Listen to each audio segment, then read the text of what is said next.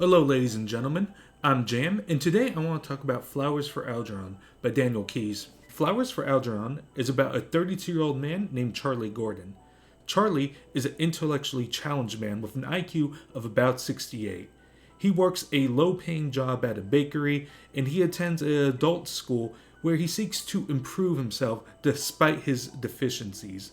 In particular, he wishes to improve his intelligence. His teacher, Miss Alice, notices this and suggests him to partake in a trial in which a rat had recently showed great signs of improved intelligence through a new surgical technique.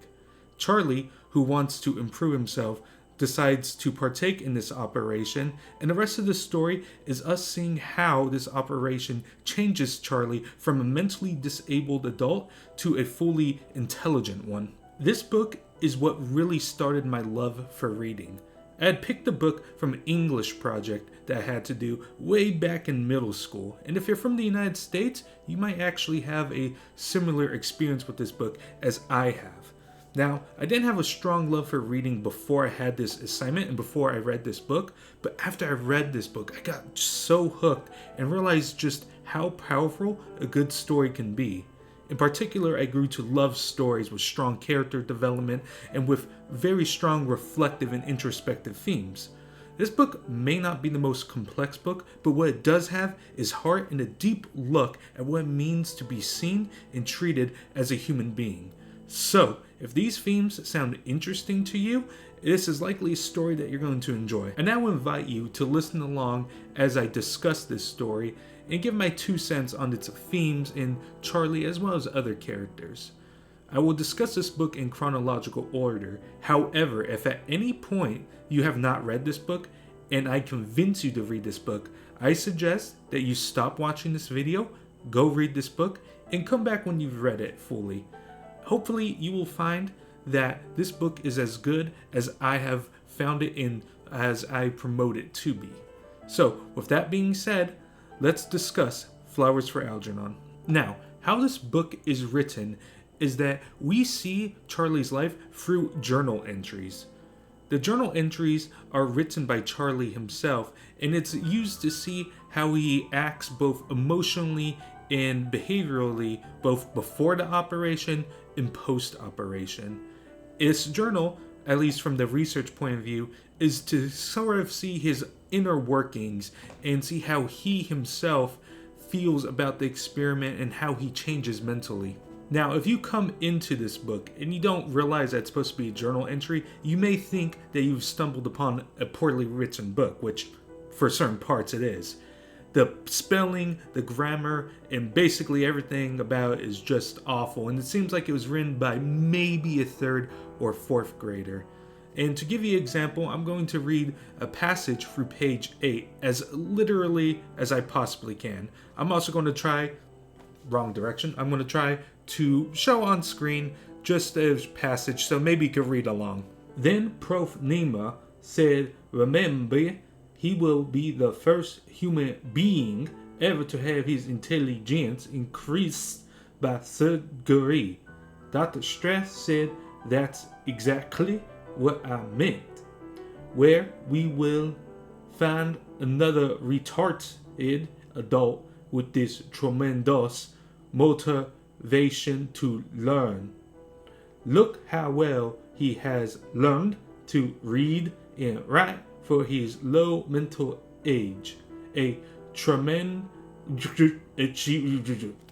Also, just side note, I don't know why I read that as Forrest Gump, but from now on, if I read something now, just pretend I'm Forrest Gump. Now, as you may have just seen just now, I definitely had to stumble my way through that reading and had to slow down and do a Forrest Gump accent. However, what I really like what Mr. Daniel Keyes does here very well is that he doesn't spoon speed you, which would have been easy to do when you're trying to talk about somebody who is writing from a mentally deficient angle. Like, he could have just said, oh, this was auto-corrected, or had him scribble out post after, said, oh, this was edited post. But it makes you really struggle along with Charlie and just simply trying for him to write, but for you to read it. So I think that does a really good job of connecting us, the reader, to Charlie the character. So, to no surprise, Charlie, after writing for a few journal entries before his operation and before he's even selected, he talks about his motivation and just sort of some pre-experiments are doing as they screen him out for this experiment. And we get to learn why Charlie wants to become more intelligent. The first reason that he gives is that he considers his co-workers, Joe and Frank, to be good friends of his. And to him, he sees them as smart people. And he believes that if he becomes smart like them, he could become better friends and surprise them and overall just please his co-workers and get closer to them as a human being. Additionally, he talks about how his mother always really wanted him to be smart, and more specifically, just like the other kids. Now, for me personally, what I really enjoy about this part of the story so far is how likable and humble Charlie really is. The really only main motivation that we currently see from him at this point is he simply just wants to become more intelligent to please other people and to be accepted. But he still has very human emotions attached to him. For example, as he sees if his intelligence is improving post the operation, he does a few races with Algernon, and he's never beaten them once before the operation. This rat was absolutely wiping the floor with him. And post-operation, he believes that he should be able to beat the rat very soon. However, he keeps losing and losing, and he goes as far to say, "I hate that mouse," which, believe it or not, that is the strongest emotion that he has written in this journal so far. So, in a funny but rather simple way, we really see his desire to improve himself, to improve that intelligence, and that he just needs to beat this rat first. That is the first obstacle that he needs to overcome. For the next few pages, we see Charlie live life mostly as he did before. The only thing is that he's not working at the bakery and he's staying around the college so they can check on him post-operation, make sure everything is medically okay with him. And during this time, he goes to a cafeteria with a graduate student named Bert, who is working on the project along with the other two professors. Now, Bert and Charlie go to the cafeteria together, and Charlie overhears some college students talking about topics he doesn't understand. Bert explains to Charlie that they're talking about politics, and they are talking about philosophy and religion. Now, Charlie says he has no idea what the first two are about, but he does know about religion. And the only thing he actually does know is it has something to do with God. And he recalls that his mother would always tell him to pray to God to make him like the other boys, which, wow, yeah. To get a bit more into this, Charlie specifically says that his mother taught him to love God and to pray to God to cure him of his sickness. And Charlie says he never recalls being sick, but he thinks it has something to do with him not being smart, which we as a readers, yes, you're right, Charlie. Now, for a little background, this story takes place in 1966. And for those of you who might not be aware, the state of mental health services around the world was not good. Although we were seeing improvements in that time of mental health services and how we viewed people with mental health deficiencies, or if they were just not normative to what we considered to be normal, the fact did remain that the apex of eugenics was in the not too distant past, and in places like Yugoslavia and Soviet Russia, people used mental health institutions as political weapons. So overall, the whole system was sketchy and it was used in improper ways and for political abuse. And to put it kindly, very, very kindly, people were deeply misguided on how to approach mental health and anything that might be seen as a mental deficiency. With the story taking place in 1966, we were just before the 70s, where in the 70s, is where we actually saw meaningful change and the start of really considering how we should treat people like Charlie Gordon.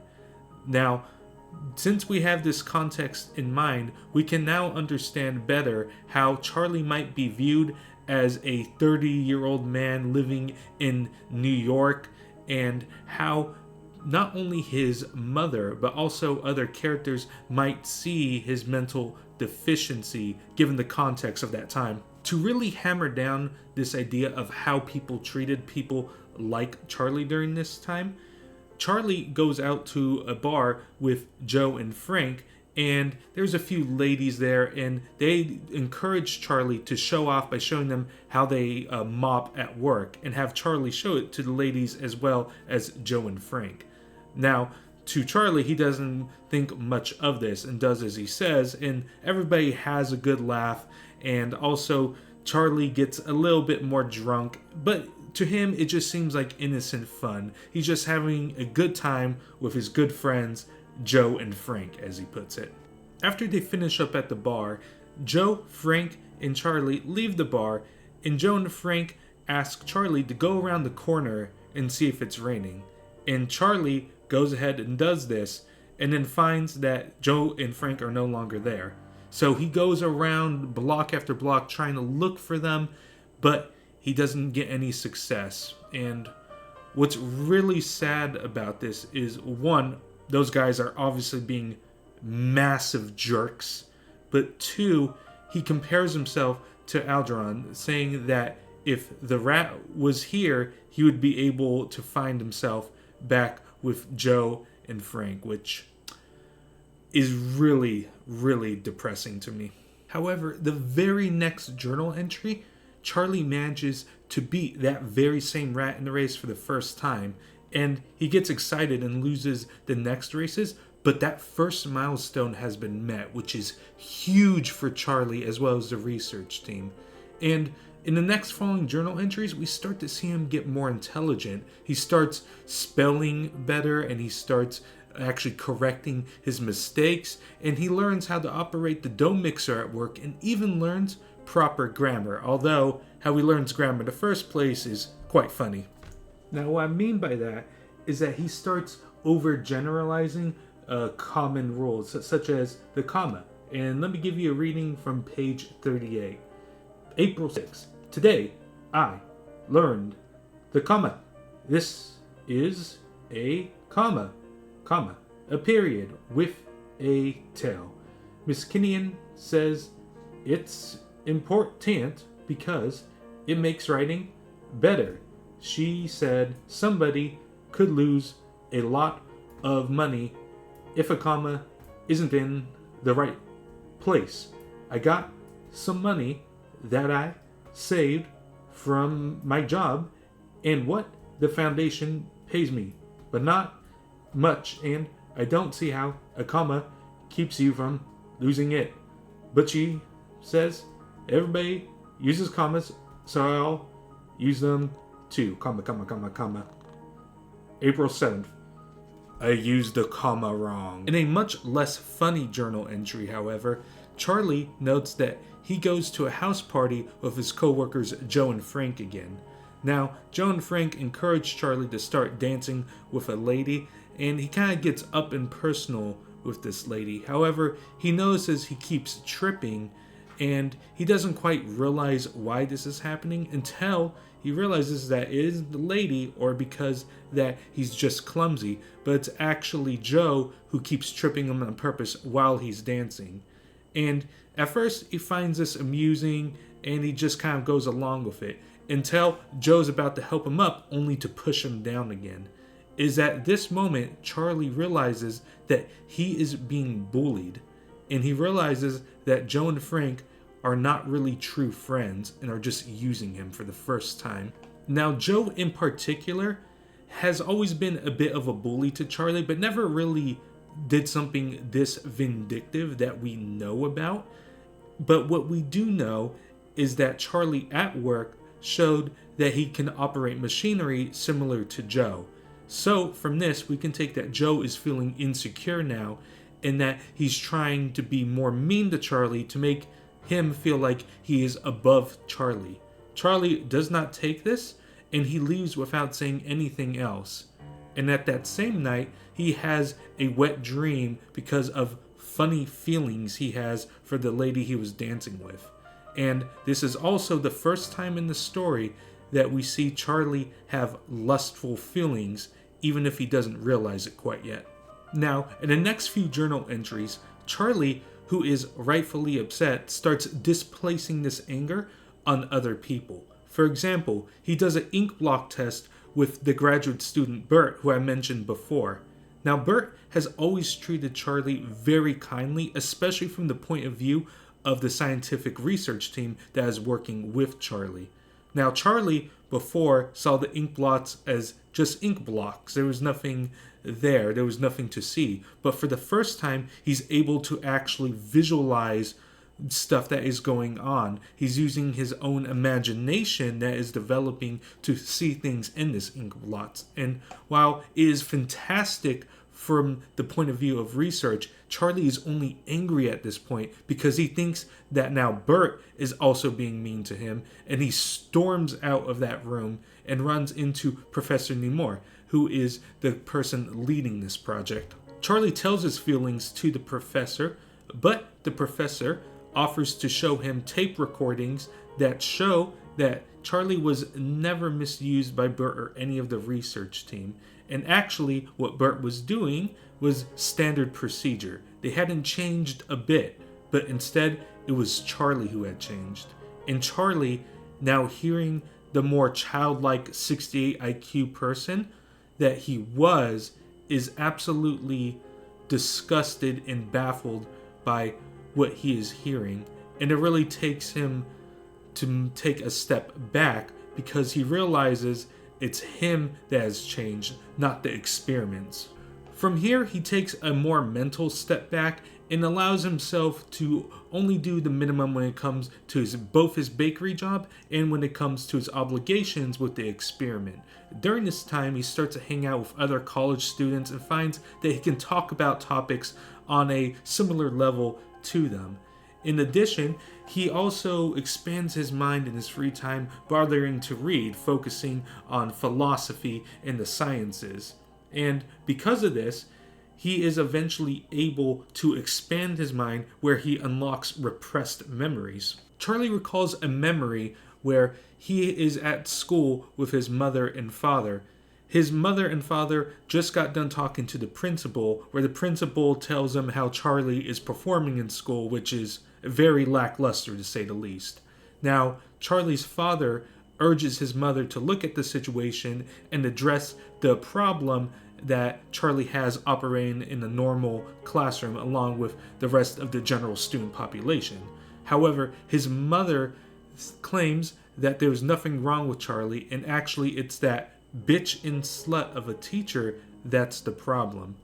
You see, both want the same outcome for Charlie to be accepted and to be able to operate in a normal classroom, but they have different ways of going about it, and his mother is clearly in denial of who Charlie is. In the middle of this argument, Charlie needs to go to the restroom. His father, being a bit more empathetic in my opinion to Charlie, knows as he needs to use the restroom and is about to take him before his mother stops him and says Charlie needs to learn to go by himself. She then looks at Charlie and tells him to go by himself. Charlie, however, freezes and unfortunately he soils himself. And while he feels a brief moment of relief after the fear that paralyzed him, he is once again afraid because he knows what's going to come next with his mother. Now, right before his mother takes him away, he looks at his dad, hoping that his dad will take him away from his mother and protect him. But his father just looks away. You can probably see why Charlie's mind wanted to repress this memory in order to protect Charlie. However, as he writes this in his journal, he suddenly recalls that he could actually recall what his mom and dad's name was, whereas before he was not able to. His mom's name being Rose, and his dad's name being Matt.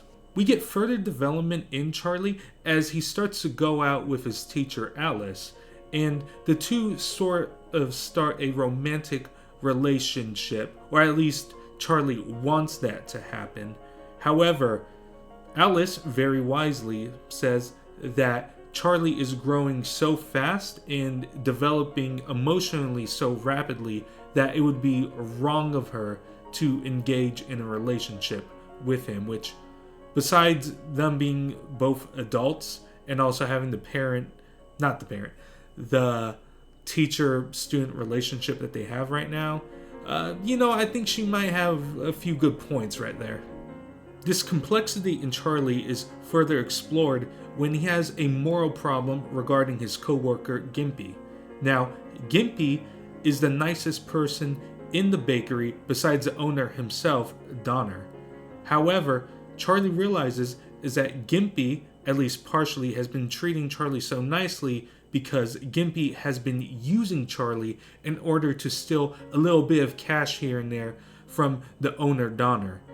Now, Charlie at first feels like he needs to tell Donner this immediately, but then considers Gimpy's point of view, where Gimpy has a family and he also has a bad leg. So should Gimpy lose his job, he would not be able to find another job very quickly. And because he has a family, to Charlie, he believes that makes this decision an unclear one and doesn't know what to do. Now, what Charlie notes in his journal is even though he has become more intelligent, this is in some ways a curse because now he realizes what's going on around him. And additionally, even though he is smarter, he has found that his intelligence helps him absolutely not at all when it comes to moral dilemmas. Now, this obviously highlights a theme of the book where one can be intelligent but lack the wisdom, and it really questions how useful is intelligence if you don't have the wisdom to back it up and to supplement it. Charlie then seeks the advice of Professor Nemore and asks him what he thinks about what he should do in regards to this moral dilemma. And the professor compares Charlie to a knife in a murder incident, saying that one cannot blame the knife, only the murderer, and that he should not tell Donner this. However, Charlie is quite upset because he notices that he's been compared to as a knife, or in other words, an object. When he confronts the professor about this, he says, well, it's different because you were different back then. And Charlie takes this as the professor seeing him only as an object, both before the operation and to a certain extent after. Charlie then seeks to get a second opinion from the other professor, Strauss, who Strauss has been the person who conducts therapy with him, but also was the person who actually did the surgery on him. And he just simply says that he has a moral obligation to tell Donner because it's simply the right thing to do.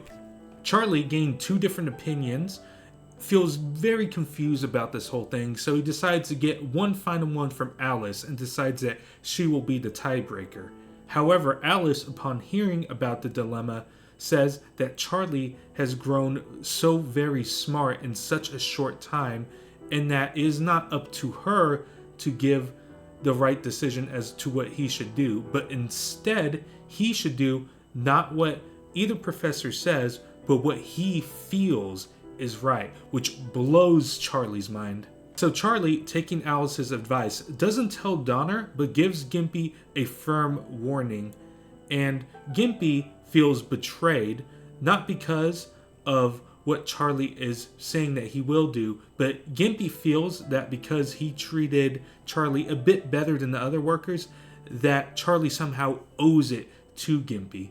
And Gimpy even goes as far to offer him a cut if he keeps hush-hush, which Charlie absolutely says no thank you. Now, unfortunately for Charlie, this bites him in the butt later, as Gimpy then joins Joe and Frank in demanding that Charlie gets let go from the bakery, which Donner sadly accepts in doing. Charlie notes the only person who tried not to get Charlie fired was a minor character named Fanny, who also works at the bakery but wasn't really mentioned much up to this point. Now, Fanny says although she did not agree that Charlie should be let go, she does say that there are just strange things happening that make her question what is happening with Charlie, as she knows Charlie has gotten more intelligent, but she is afraid that perhaps that Charlie made a deal with the devil, and she even goes as far as to source the Bible, saying that the Lord alone has the right to determine what man is meant to know and what man is not meant to know. Charlie defies her by saying he has done nothing wrong and that he is like a man born again, one time blind, but now is able to see the light for the first time, and he feels like a completely different person. Fanny just whispers it was evil when Adam and Eve ate the apple from the tree of knowledge, and that they didn't know about lust and shame until they ate from the tree. At this point, Charlie feels the most alone. Kicked out from his bakery job and lashing out at his research team, he goes to Alice, the only person he believes that understands him to any sort of degree at this point. And they talk about it, and he wishes to further their relationship and have something romantic. However, he thinks about his mom, someone very religious, and thinks about the times that his mom said not to lust after other women, for it's a sin and that he might hurt other people. And thinking about his mom, he just breaks down crying, the pressure of this new and expanded mind all crashing down on him at once. Now, for the next few journal entries, and honestly for about the next 50 pages, it's repeats of themes and stuff that we kind of already gone over. So I'm going to skip a little bit ahead and go to Chicago, where Charlie and Algernon is brought for a conference to show off their new intellectual abilities. And at this point, Charlie has become so smart that he is able to understand scientific literature and classic writings and is overall becoming an educated adult. Now, at the conference that Charlie attends, he questions Professor Nemor, who is explaining his hypothesis and methodology to other professors and scientists in his field.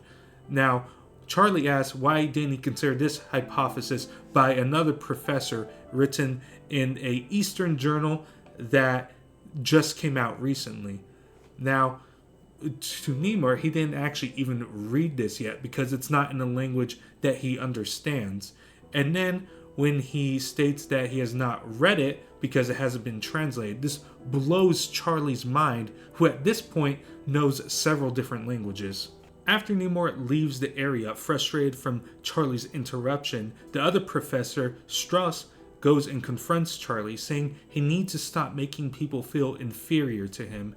Charlie then asks a million different questions, and then asks the professor, wait, how many languages do you know? He states that he knows 5, and to Charlie, this is not impressive. The only question he's asking is, wait, you're telling me that you don't know Russian, that you don't know Chinese? And now to Charlie, both the people on his research team, along with every other professor, he sees as sort of one-trick ponies. Men only able to be really, really intelligent in 1 and 2 areas, where at this point, Charlie is just a sponge, taking in knowledge at an insane rate, and Charlie just simply cannot comprehend this. Again, it comes back to the theme that one could be intelligent, but you can lack that sort of emotional maturity and wisdom that comes from lived life experience and being at least partially aware of what is going on around you on a deeper level. Then, the second day of the conference, Charlie and Algernon are shown videos of them before the operation, and this is displayed for all the other professors attending the conference to see. Now, this makes Charlie very deeply upset because he thinks that they're just showing him off and that the professors, to a certain degree, are just getting their kicks in amusement. So he decides to release Algernon along with other rats and creates whole chaos at this conference. And he plays off a little bit as an accident and manages to slip away with Algernon. and is able to leave the conference without other people keeping track of him. It is there that he is able to find his own place for a bit using money he had from the research funding that he got personally as a subject of this experiment. And it is from there that he decides to do his own thing for about the next 50 pages or so. Some of it includes him playing piano and learning about that. He also has a casual relationship with a neighbor next to him. And overall, he just kind of does his own thing, his own research, and takes time away from himself. He does, after a few days, let his research team know about this, but interestingly, in the newspaper, he finds out that both his mom, sister, and dad are still alive and still around in New York. Now, as Charlie tries to figure out what he should do with this information, he starts to notice that Algernon is beginning to become non-compliant and irrational, and he reaches back to his research team asking for help to discover what's going on. Eventually, the rat dies, and then they realize that his brain has shrunk and that unfortunately, because of this, he has passed away. And now what Charlie realizes is that this very same thing might happen to him. Charlie then spends the next about week or so being a madman, trying to figure out how he could stop this, how could he reverse it, how could he prevent it. But with his new intelligent mind, he comes to the conclusion that the very same thing will happen to him. The only question is, 1, how much of his intelligence will he lose? How much will he regress?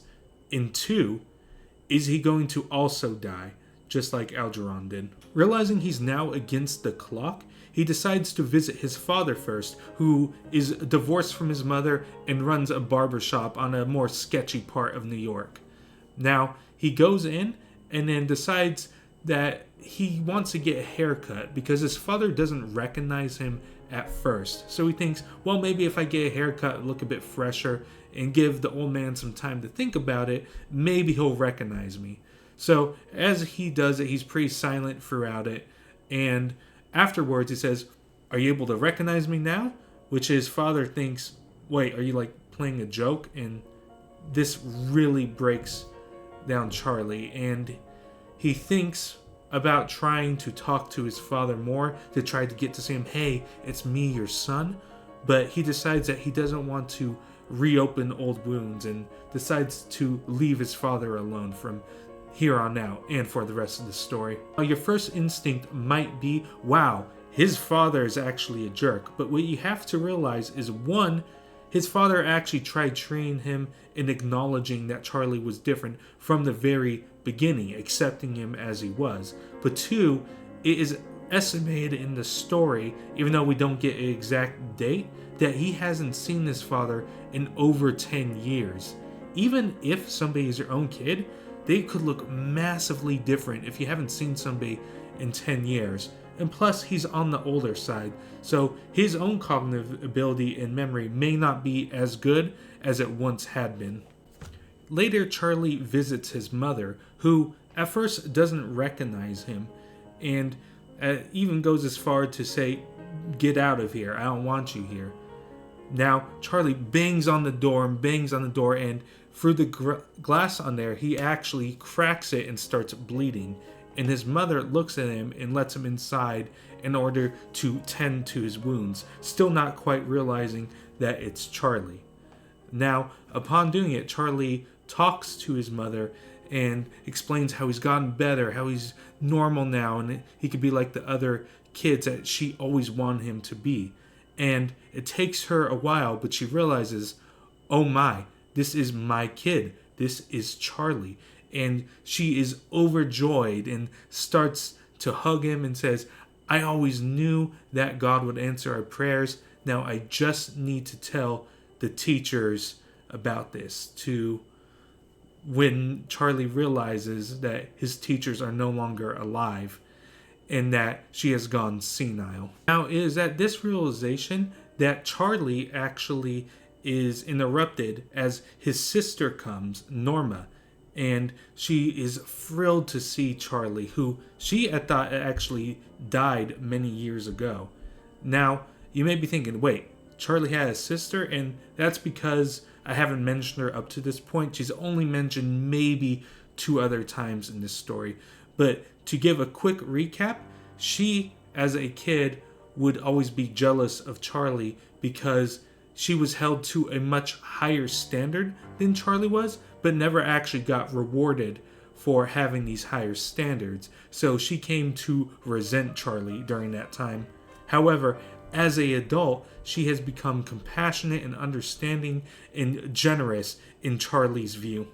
The two start talking in front of Charlie's mom, who's currently scrubbing the floors, believing them not to be clean enough. And the two catch up and even share a warm hug between the warm words that they share with each other. But his mother looks over at Charlie and then grabs a knife and then proceeds to start going towards Charlie before Norma is able to intervene and stop their mother. Charlie doesn't actually recall ever doing something that would cause such a reaction from his mother, besides being who he is. However, Charlie tells himself not to blame his mother. He tells himself he must forgive his mother, for if he doesn't, he will have nothing at all, which really goes to show, out of all the desires and wishes and motivations that Charlie wants to achieve or secure in this story, I believe that the one thing most important to him, both as a kid and adult, was the approval of his mother. A few journal entries later, Charlie starts to actively notice the cognitive decline in himself. He becomes absent-minded, lazy, irrational, all traits that Algernon had in his final days. Soon spelling errors start to show up in the story, and we, the readers, know what's coming next. The only question is how much of what Charlie gained will he be able to keep? Charlie tries desperately to read, to practice spelling every day, to play the piano, but all to no avail. He pleads in his journal to please not forget to read and write, both of which at this point are tragically spelled wrong. Eventually he regresses to the point where he can no longer take care of himself properly as he once had done. At this point, he returns back to the college and asks for his old job at the bakery back, both of which accept him. However, not all is negative. Upon being bullied by a new worker at the bakery who had heard Charlie was a genius, Gimpy stands up for him, the one who actually stole from the company and that Charlie almost ratted out on. And he stands up for Charlie and threatens the new worker if he ever messes with Charlie again, he's going to break his neck. Charlie then is told by Gimpy that both him, Joe, and Frank will always have his back from here on out, showing they see him in a new and more respectful light than before. So, Charlie is nearly back where he started, but he has the memories of his new intellectual heights along with new experiences now. He also has a stronger, more deep understanding of people that surround him, so while he may have lost some of his mind that he gained wisdom ultimately, and perhaps most importantly of all, people have finally started to treat Charlie as a normal human being and with decency. Now the book ends as follows. Anyways, that's why I'm going to keep trying to get smart, so I can have that feeling again. It's good to know things and be smart, and I wish I knew everything in the whole world. I wish I could be smart again right now. If I could, I would sit down and read all the time. Anyways, I bet I'm the first dumb person in the world who found out something important for science. I did something, but I don't remember what. So, I guess it's like I did it for all the dumb people like me and Warren, and all over the world. Goodbye, Miss Alice, and Dr. Stress, and everybody. P.S. Please tell Professor Nemore not to be such a grouch when people laugh at him, and he would have more friends. It's easy to have friends if you let people laugh at you. I'm going to have a lot of friends where I go. P.S. Please, if you get the chance, put some flowers on Algermon's grave in the backyard. And that is Flowers for Algernon. To say that this book was a emotional roller coaster is putting it lightly. You not only come to understand and to really like Charlie, both before and after the operation, but you even come to see him as two separate characters, which one was the one who was lacking in intelligence but was humble and likable, and the other one being arrogant but intelligent, a genius who lacked wisdom. And it was quite the fascinating read. As I said before, this was the book that really got me interested in reading and developed the love of reading that I have today. I love reading all sorts of topics, fiction, nonfiction, and I really hope that this book continues to inspire others to open their mind and develop a love for reading. But more importantly than that, I hope that when people read this, they consider how we should treat people who are different from us when it comes from a mental standpoint, to just treat them like fellow human beings, even if they seem different from us, because I believe underneath each of our minds is a soul that desires, that needs love and to be loved. And ultimately, that is what Charlie wanted most in this world. I hope that you all enjoyed my recap of this wonderful story, and I hope that you'll subscribe and stick around and see what other stories I'll talk about. I'll also not only just be going over books, but I hope to go into some shows that I find interesting, along with other pieces of media. And I want to thank not just all of you who stuck around to listen to this whole video, but if you listen to it from the start to the very end, from the bottom of my heart, I want to say thank you, and I hope it was entertaining. Now, I hope to see you guys next time, and I'm Jam.